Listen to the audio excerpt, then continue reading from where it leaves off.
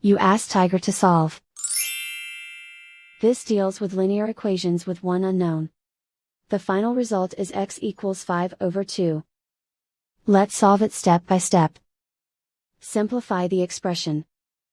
Find the greatest common factor of the numerator and denominator. Factor out and cancel the greatest common factor.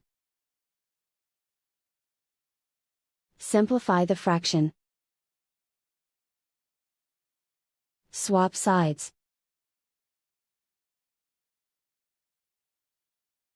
Isolate the x.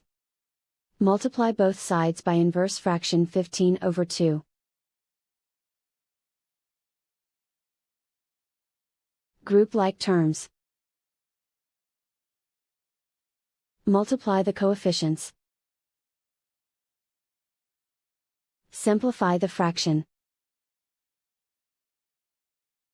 Multiply the fractions. Simplify the arithmetic. And so the final result is x equals 5/2.